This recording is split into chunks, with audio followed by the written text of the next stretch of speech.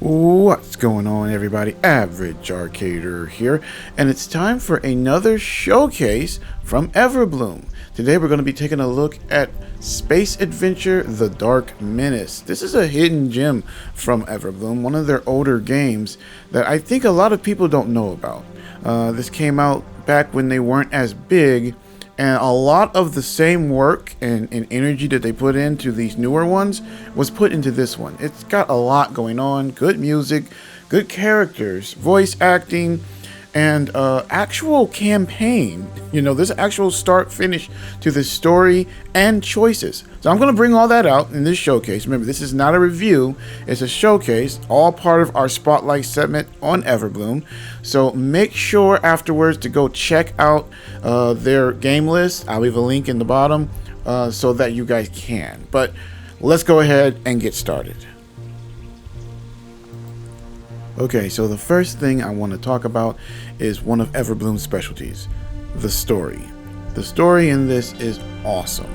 You are the commander of a special team in the Federation, and you're tasked with discovering more intel about this enemy they call the Dark Menace that's been going around the galaxy destroying planets. You and your team have to figure out why and how to stop them. And we command 3 different people. Olivia, I believe that she is the communications expert. Buzz, who is a new recruit and kind of an idiot. And Lance, who's a prick. Each one of these characters have unique personalities, and it comes out within their voice acting. It comes out rather well. Again, that good old-fashioned Everbloom storytelling and Everbloom voice acting. So you're really going to enjoy the banter between them as you go through the different missions and as you play. So I definitely did enjoy it, and there actually are some jokes that actually did get me to giggle a couple times.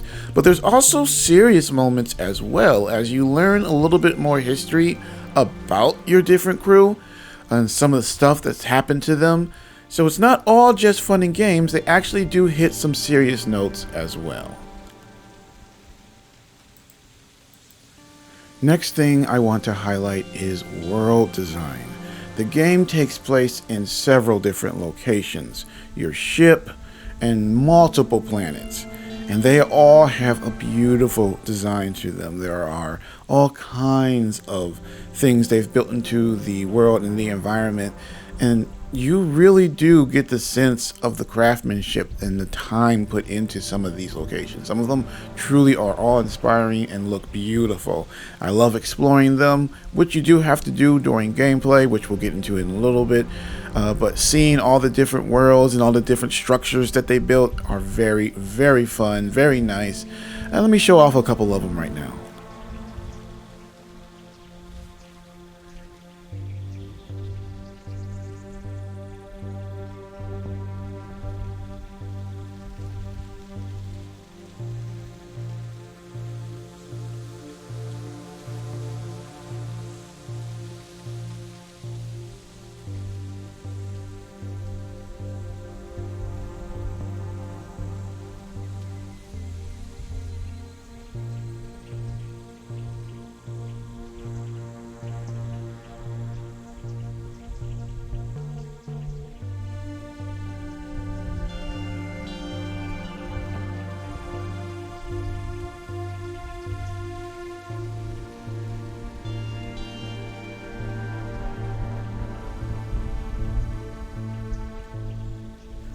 Okay, now it's time to talk about my favorite part of this game, and that is the gameplay.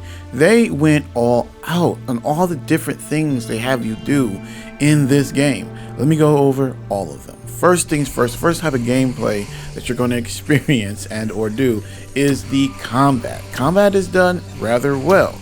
There are multiple different enemies you're going to be fighting, but the cool thing is all the different ways to fight them. You have a actual good selection of melee weapons that you'll be given, as well as range weapons. The melee weapons come in variants like different types of swords and sabers, even big pieces of mining equipment that you can use, which are basically just tridents, but they all work quite well. And then the blasters are done quite well as well. They all have different variants. There's two different types of blasters. You're gonna have the normal one, then you're gonna have the heavy, and they each have different enchantments basically. You know, double punch, double power, multi-shot, all that is in there, and you find these different equipments as you go through the game. It's very fun as you're exploring and you find a different piece of equipment and see how it works.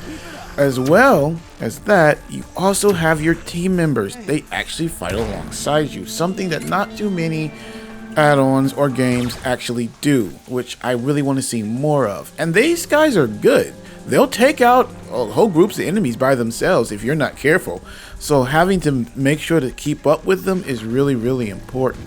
So I like that part of the gameplay, but that's not it. It's got other things that you can do. They also have puzzles. They have world environment puzzles where you have to maybe get like a generator started. And there are also door puzzles. I really like these door puzzles because you basically have to channel the water through these different chambers to get to a redstone torch to put it out, and that opens the door. The more and further deep you go into the game, the harder these get. They were all fun and I love them.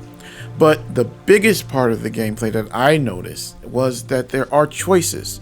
Throughout the game, you're going to be told to make a choice. Rather it be siding with a character, going down a certain path, taking out a certain enemy.